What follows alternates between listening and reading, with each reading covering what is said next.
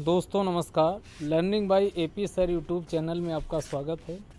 आज से हम लोग एक नई पहल की ओर अग्रसर हुए हैं और आज से एक भाग के रूप में हमने पीआईबी का डिस्कशन शुरू किया और दूसरा जो भाग है पार्ट है, इसमें योजना हर महीने की डिस्कस की जाएगी। योजना और कुरुक्षेत्र, योजना और कुरुक्षेत्र का इतना ज़्यादा इम्पोर्टेंस है कि पीसीएस और आईएएस साथ ही निबंध के जहाँ जहाँ निबंध पूछा जाता है वहाँ का मटेरियल योजना और कुरुक्षेत्र से आपको मिल जाएगा। अगर आपको निबंध बहुत प्रभावशाली बनाना है, बहुत अच्छा लिखना है, अच्छे नंबर गेन करने हैं, तो योजना और कुरुक्षेत्र आपको अच्छे से रीड करना ही होगा। तो इसमें हम शुरू करते हैं। तो सभी लोग तैयार हो गए होंगे, कॉपी और कलम के साथ बैठ जाइए और जो मेन पॉइंट है उसको राइट डाउन करते चलिएगा, क्योंकि मैटर बहुत ज़्यादा है, समझना भी है, लिखना भी है और रिवीजन भी करना है। और साथ में जो लास्ट में मेंस के जो क्वेश्चन बन सकता है, जो अभी तक इन टॉपिक से पूछा गया, क्योंकि जो इस महीने की योजना अगस्त मंथ की आई है वो प्रशासन पे है और प्रशासनिक तंत्र की क्या चुनौतियां हैं वर्तमान समय में, क्या सुधार किए जाने चाहिए, क्या संभावनाएं हैं, इस पे मेंस पे बहुत अच्छा टॉपिक ये बनता है। क्वेश्चन पेपर 2 में इस बार भी आईएएस में भी पूछा गया था, पीसीएस में पूछा गया, तो दोनों में मेंस के पॉइंट ऑफ व्यू से इम्पॉर्टेंट है और साथ ही निबंध के लिए भी अति आवश्यक है।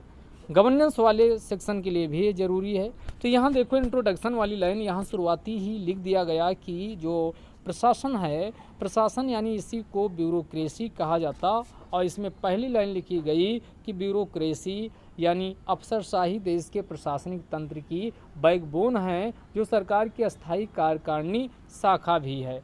देखो सरकार के में दो प्रकार के इसमें बांटा जाता है, जो कार्यपालिका कहा जाता है। एक को अस्थायी कार्यपालिका, सरकार कोई भी आती है चली जाती, लेकिन जो अस्थायी कार्यपालिका है वो हमेशा बनी रहती है और जिसे नौकरशाही या ब्यूरोक्रेसी के नाम से जाना जाता है।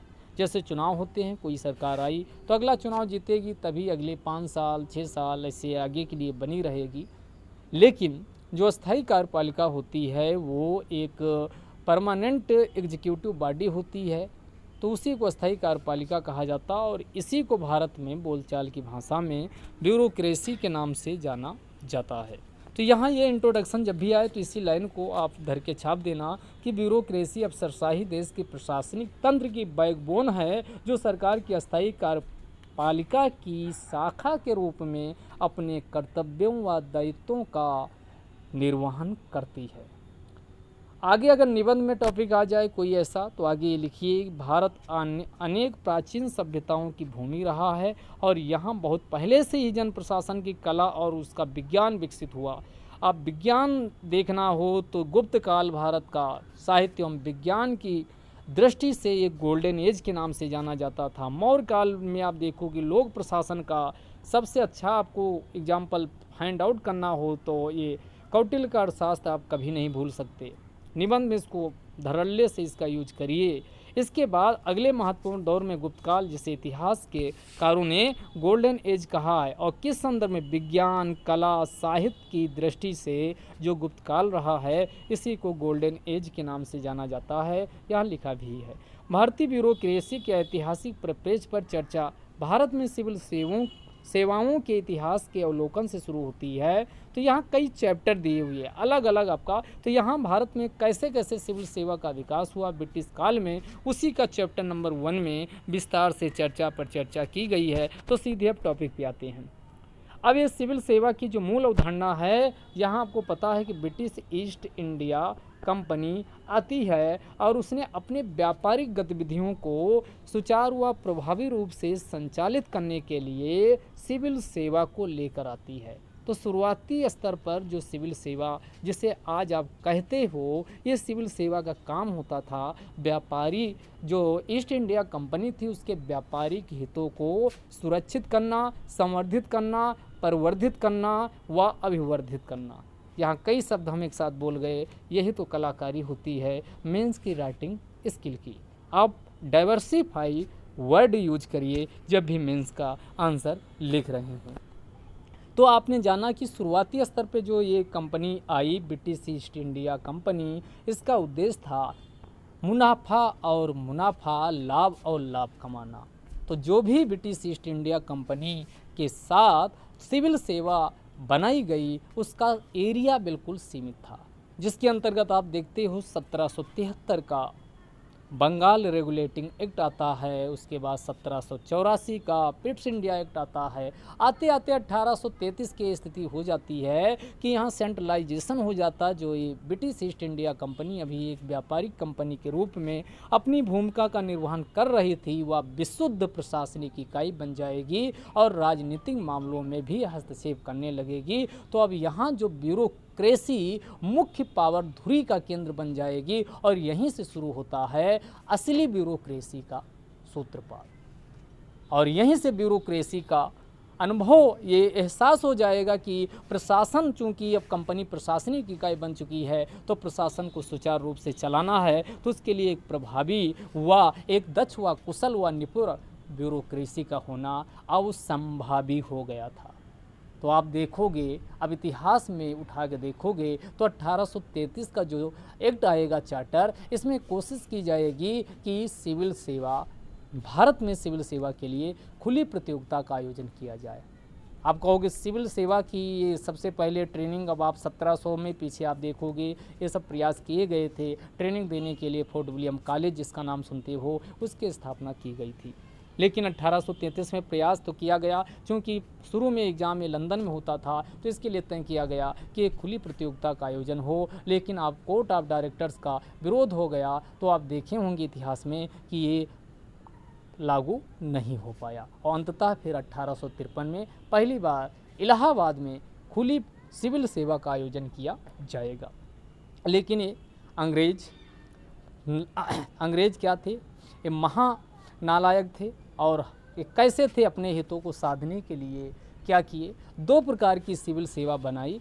एक को कहा गया, अब उसी पे सीधे आती, यही इस पैसेज में पूरा जो पहला चैप्टर उसमें बात की गई। एक को कहा गया कावेनांट सिविल सेवा और दूसरे को कहा गया अनकोवेनांट सिविल सेवा। कोवेनांट सिविल सेवा में जो शीर्षस्थ पद होते थे, जैसे एसपी का, डिप्टी कलेक्टर का, जो उच्च पद होते थे, उस पदों तक केवल अंग्रेज के बच्चे, संतानें पहुंच सकती थी, जबकि भारतीय लोगों को निचले पदों पर रखा गया और उन्हीं निचले पदों को कहा गया अनकोवेनांट सिविल सेवा, अर्थात ये निचले स्तर की सिविल सेवा होती थी। और जो भारतीय, जैसे आप देखोगे जो पुलिस सेवा में जो भारतीय व्यक्ति अगर कोई होता था तो अधिकतम वह सूबेदार का पद प्राप्त कर सकता था, इसके ऊपर उसका किसी भी कीमत पर प्रमोशन नहीं हो सकता था। तो यहाँ उसी बात को लिखा गया और एक भारत के भारतीय प्रशासनिक सेवा के पूर्व अधिकारी रहे हैं, उन्होंने इस पर अच्छा कैसे कैसे ब्रिटिश काल में सिविल सेवा थी उस पर एक कमेंट किया है और उनकी पुस्तक की नाम दी हुई है। तो निबंध आ जाए तो ऐसे लोगों का दीपक गुप्ता, आप अपनी जो नोटबुक है उसमें लिख लीजिए। इनकी पुस्तक है the steel frame A history of IAS. Steel frame ये हिस्ट्री ऑफ आईएएस में कमेंट किया है कि जो ये अधिकारी थे शुरुआती ब्रिटिश काल में व्यापारिक अधिकारियों से प्रशासनिक अधिकारियों में परिवर्तित कर लिया और यहीं से फिर शुरू हुआ कोवेनेंट से सिविल सेवा व अनकोवेनेंट सिविल सेवा। दोनों का मतलब कोवेनेंट और अनकोवेनेंट का क्या होता है वो हमने आपको बता ही दिया। इससे स्टील फ्रेम इसलिए कहा गया क्योंकि प्रशासन की मुख्य धुरी या केंद्र किसके कंधों पर रख दिया गया था, तो ये सिविल सेवा यानी ब्यूरोक्रेसी के कंधों पर रख दिया गया था। अब इसमें कई प्रकार की कमियां थी। जब भारत आज़ाद हुआ तो चूंकि ये दो प्रकार से बटी हुई थी, एक कोवेनेंट सिविल सेवा, एक अनकोवेनेंट सिविल सेवा, तो इसी को सुधारने के लिए कई आयोग, कई कमेटी का गठन किया गया। तो इसमें कुछ का यहाँ उल्लेख किया गया है। लोक सेवाओं में सुधार के लिए मैकाले कमेटी से लेकर इस्लिंगटन कमेटी का गठन किया गया। मैकाले कमेटी इसी सिविल सेवा में सुधार के लिए कब बनी थी? तो ये 1850 के दशक में बनी थी।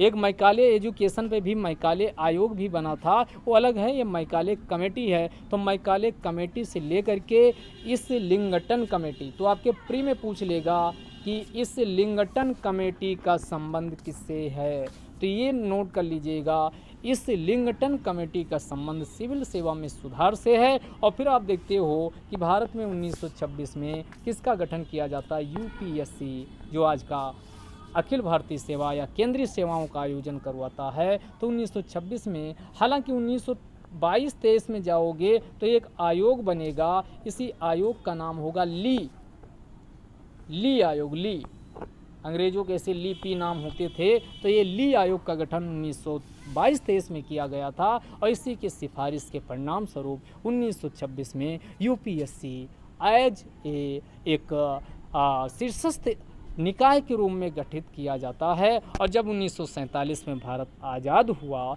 तो आज़ादी के बाद जो यूपीएससी था उसको कॉन्स्टिट्यूशनल का दर्जा दिया गया। और इसी यूपीएससी के अंतर्गत जो आईसीएस थी, आईसीएस को किस नाम से जाना गया, इसको आईएएस कर दिया गया। और जो पुलिस सेवा थी, इसको आईपीएस कर दिया गया।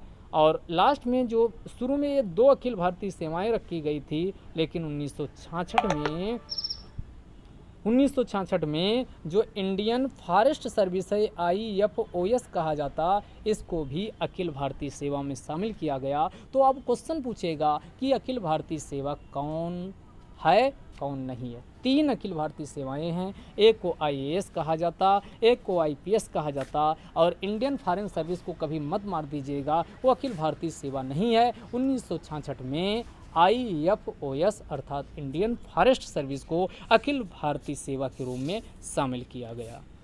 और फिर भारत में जो ये सब भारत को एकता के सूत्र में बांधने का काम किया, वो सरदार वल्लभ भाई पटेल के द्वारा किया गया। भारत जब आज़ाद हुआ तो लगभग 565 रियासतों में बटा हुआ था, और सभी रियासतें मन में मनसा पाल रखी थी कि वो स्वतंत्र होकर राज करेंगी, और वो ना तो भारत में शामिल होंगी और ना ही पाकिस्तान में।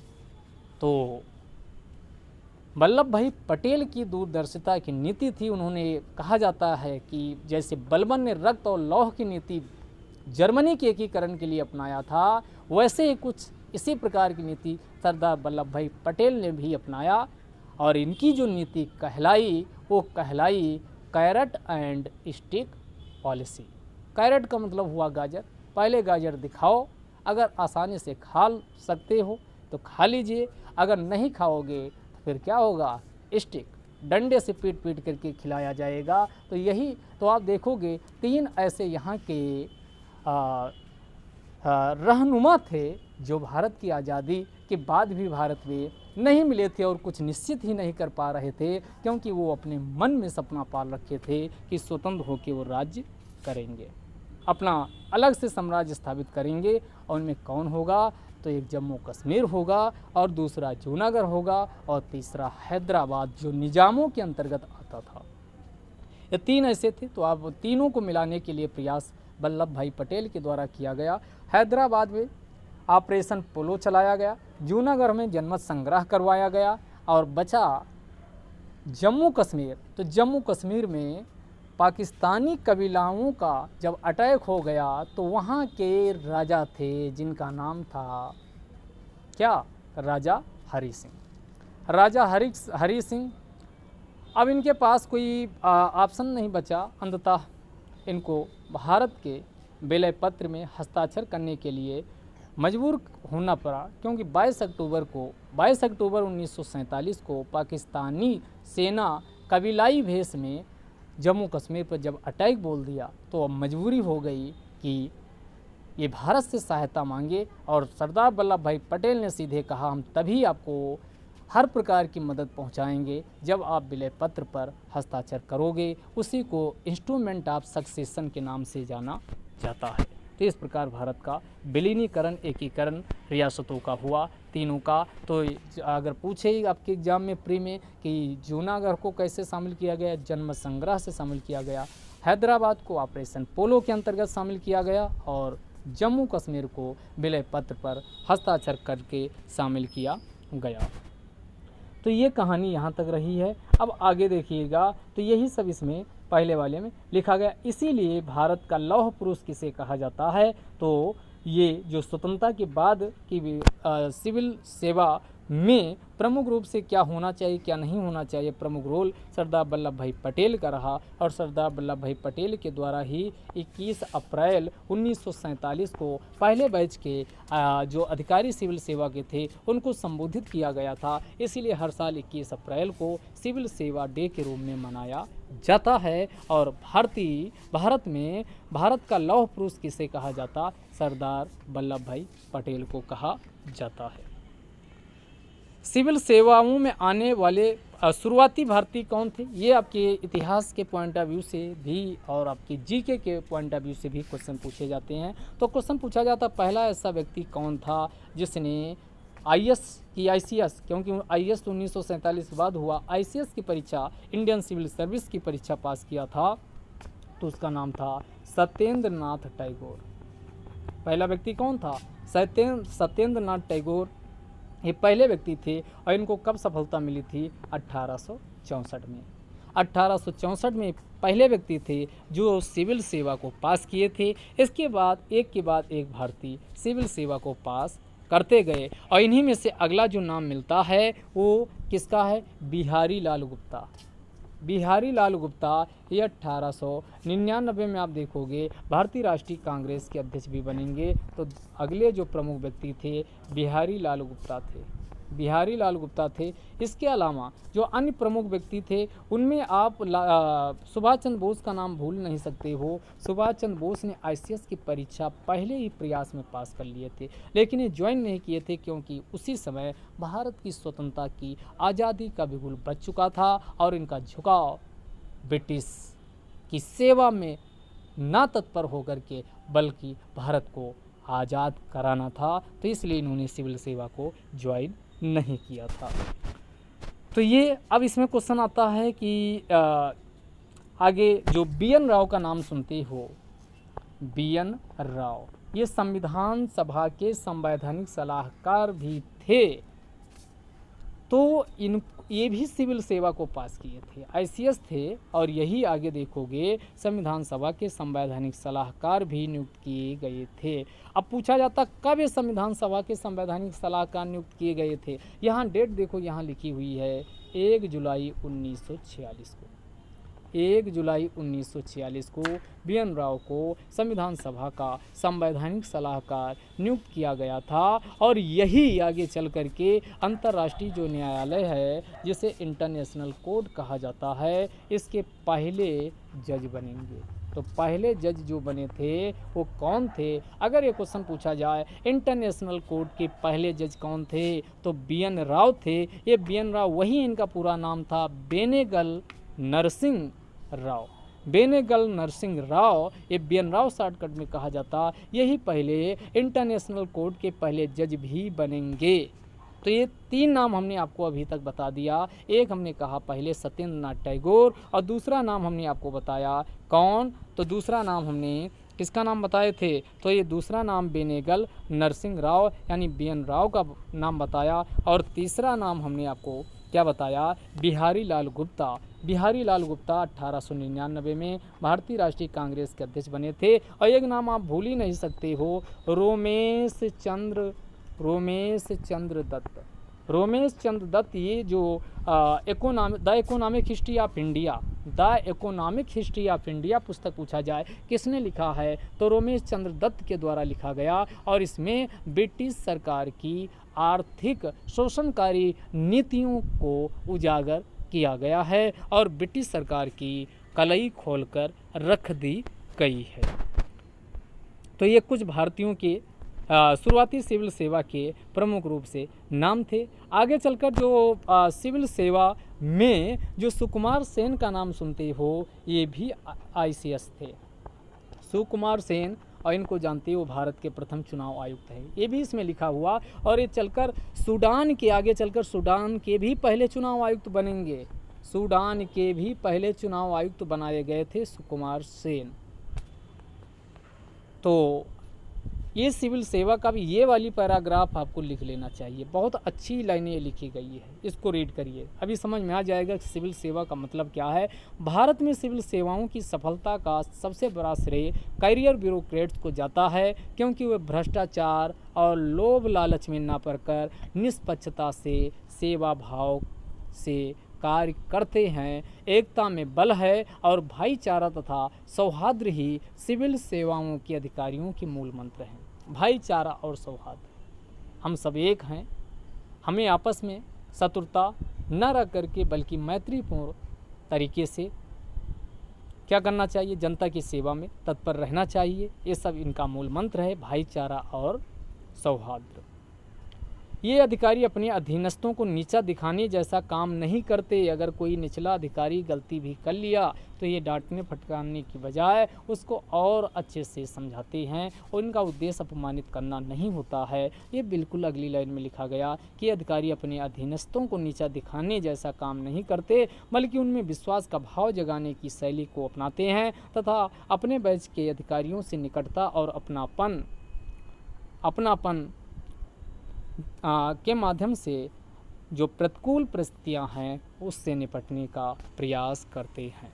अब सिविल सेवा की बात आई तो यहाँ कुछ आर्टिकल का उल्लेख किया गया है। आर्टिकल 310, 311 और आर्टिकल 312, ये 3 आर्टिकल आपको पता होने चाहिए जो सिविल सेवा की बात करते हैं। 310 आर्टिकल कहता है, क्या कहता है कि जो यूपीएससी के जो सदस्य होते, अध्यक्ष होते हैं, उनकी नियुक्ति भारत के राष्ट्रपति के द्वारा की जाती है, जबकि प्रांतीय सेवाओं के जो अध्यक्ष हुआ सदस्य होते हैं उनकी नियुक्ति कौन करता है, तो उनकी नियुक्ति उस संबंधित राज्य का राज्यपाल के द्वारा की जाती। और ये राष्ट्रपति या राज्यपाल के क्या करते हैं कि वो जब तक एक तरीके से कहा जाए प्रसाद पर्यंत पद धारण करते, लेकिन इसका मतलब ये नहीं है कि इनको जब चाहे राष्ट्रपति या राज्यपाल हटा सकता है। तो इनकी नियुक्ति व हटाने का काम अगर संघ लोक सेवा आयोग है तो कौन, भारत का राष्ट्रपति। अगर प्रांतीय लोक सेवा आयोग है तो राज्यपाल के द्वारा इनकी नियुक्ति की जाती है। 311 में इनको सुरक्षा प्रदान की गई है। क्या प्रदान की गई कि इनका अगर स्थानांतरण होना है या इनका प्रमोशन पदोन्नति होनी है या रैंक इनकी कम करनी है, जिसे पद अवनति कहा जाता है, ये कौन करेगा, जो इनको नियुक्त किया गया उससे निचला स्तर का अधिकारी नहीं कर सकता। और 312 में अगर कोई नई अखिल भारतीय सेवा जैसे आपको बनानी हो अखिल भारतीय शिक्षा, तो अखिल भारतीय शिक्षा, या जैसे आपका आईएएस है, आईईएस यानी education, Indian education, all India education service बनानी है, या ऑल इंडिया फाइनेंशियल सर्विस या अकाउंटेंट सर्विस बनानी है, तो इसके लिए राज्यसभा को ये पावर दी गई कि अनुच्छेद 312 में क्या पावर दी गई है कि 312 के अंतर्गत राज्यसभा अगर उपस्थित एवं मतदान के 2/3 बहुमत से कोई प्रस्ताव पारित करती है तो नई अखिल भारतीय सेवा का सृजन संसद पार्लियामेंट के द्वारा किया जा सकता है। तो ये आपका यहाँ यही इस वाले पैराग्राफ में जो इधर लिखा हुआ जो हमने समझाया, ये पूरी चर्चा पर चर्चा इसमें की गई है। यहाँ आप देख सकते हो 21 अप्रैल को क्या मनाया जाता है, सिविल सेवा दिवस के रूप में मनाया जाता। क्यों मनाया जाता वो हमने बता ही दिया है क्यों मनाया जाता है। अगला, सिविल सेवाओं के अधिकारी युवाओं के आदर्श हैं। कौन कौन, जो शुरू में अच्छा काम किए हैं। इसमें कुछ अधिकारियों के नाम आपको बिल्कुल पता होना चाहिए, जैसे पीछे के जो नाम बताए। और एक इसमें है एस.आर. शंकरन, इसका नाम जरूर आप मेंशन करिए जब भी आप जो एग्जाम्पल नहीं दे पाते हो, जब मेंस का आंसर लिखते हो, क्योंकि आप जब एग्जाम्पल नहीं देंगे आपका अब माना जाएगा आप प्रैक्टिकली नहीं सोचते हैं, केवल आप क्या हैं, आप आइडियलिस्टिक हैं। तो आप एग्जाम्पल ज़रूर दीजिए, एग्जाम्पल से वेरीफाई करिए। एस.आर. शंकरन का नाम किस संदर्भ में गिना जाता है, ये आंध्र प्रदेश के घर घर में लोकप्रिय हैं। बंधुआ मजदूरी समाप्त करने की दिशा में इनका प्रयास बेहद प्रशंसनीय रहा है। और ये सफाई कर्मचारी आंदोलन, दो हमने यहाँ आपको समझाया, बंधुआ मजदूरी और दूसरा जब भी लिखिए तो बंधुआ मजदूरी में इन्होंने अच्छा प्रयास किया, और दूसरा सफाई आंदोलन में भी ये काफ़ी इनकी पहल प्रशंसनीय व सराहनीय रही है। उसके बाद आपका माइक्रोसॉफ्ट के जो वर्तमान में सीईओ हैं सत्य नडेला। सत्य नडेला के जो पिताजी थे इनका नाम था, ये आप देखो ऐसे नाम आप लिखोगे तो आपका एग्जामिनर लगेगा कि आपने योजना कुरुक्षेत्र को रीड करके आए हो, जिनका नाम था बीएन राव नहीं बीएन युगंधर। बीएन युगंधर, ये अपनी डायरी में नाम नोट कर लीजिए और इसको बार बार दोहराइए। तो हमने एस.आर. शंकरन का नाम बताए, उसका उल्लेख करिए। कहीं भी क्वेश्चन आ जाए ईमानदारी निष्पक्षता कुछ भी ना समझ में आया तो इन्हीं को रेल दो, क्योंकि ये ऐसे हैं ईमानदारी और तटस्थता निष्पक्षता जो एथिक्स का 4th पेपर होता उसमें आप बेधड़क इनका इस्तेमाल करिए। दूसरा बीएन युगंधर। बीएन युगंधर जो आज का जो पीडीएस के अंतर्गत 2 रुपये किलोग्राम चावल की योजनाएं जो चल रही हैं व जल संरक्षण की योजनाएं चल रही हैं, उसकी स्कीम न्यू रखने वाले जो व्यक्ति थे उन्हीं का नाम था बीएन युगंधर। और ये किसके पिताजी हैं? ये पिताजी हैं माइक्रोसॉफ्ट के जो सीईओ हैं सत्य नडेला जी, उनके पिताजी थे। तो ये जो हमने आपको बताया कि जल संरक्षण में अगर योगदान दिखाना हो तो ऐसे भी सिविल सेवा हुई है जो भ्रष्टाचार में लिप्त नहीं, पूर्ण निष्ठा व समर्पण भाव के साथ अपने कर्तव्यों व दायित्वों का बखूबी व ईमानदारी तथा निष्पक्षता के साथ कर्तव्यों का निर्वहन किया है, तो उनमें बीएन युगंधर का नाम भी उल्लेखनीय है। तो यहाँ ये 2 रुपये किलोग्राम में लिखा भी है कि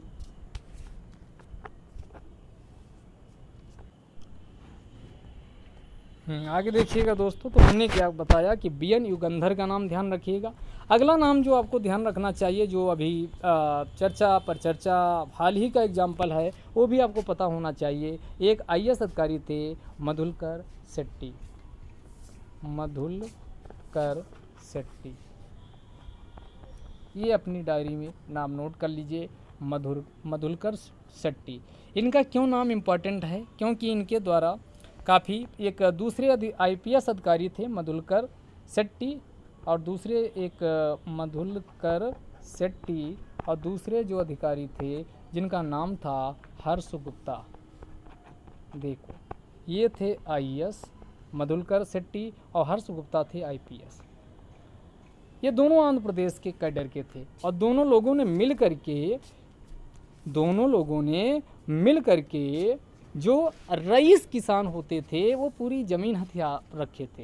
तो उन ज़मीनों को लेकर के जो गरीब भूमिहीन थे उनमें उनके जो कई बार क्या होता था कि गरीब किसानों के नाम ज़मीन होती थी लेकिन ये शुरू से उस पर कब्जा जमा रखे थे। तो ये उसको छोड़ने के लिए जो रईस किसान उच्च पावरफुल किसान होते थे वो तैयार नहीं होते थे। लेकिन जो मधुलकर शेट्टी और हर्ष गुप्ता दोनों लोगों ने आईपीएस और आईएएस ने मिल करके जो रईस किसान थे आंध्र प्रदेश के उनकी क्या कर दी, बैंड बजा दी और उन्होंने ज़मीन का जो जिसका वास्तविक मालिकाना हक होना चाहिए उसको दिलाने में अपनी भूमिका का निर्वहन किया। और इसीलिए आप देखोगे ग्राम वासियों की इन दोनों के साथ केवल विश्वास ही नहीं जगा बल्कि समूचे गांव का नाम ही इन दोनों लोगों के नाम पर रख दिया गया। और इससे महान या इससे बड़ी बात क्या हो सकती है? और गांव का नाम कहलाया गुप्ता शेट्टी हल्ली। निबंध में जब ऐसे पॉइंट लिखिए कि ऐसे भी भारत में आईपीएस और आईएएस उदाहरण हुए हैं जिनका गांव का पूरे के पूरे गांव का नाम रखा गया गुप्ता शेट्टी हल्ली। और ये कहाँ है? तो ये आपके चिकमंगलुरु अर्थात ये कर्नाटक में है। आपको आंध्र प्रदेश बोल दिए थे, इसको माफ़ करिएगा, तो ये कर्नाटक में है।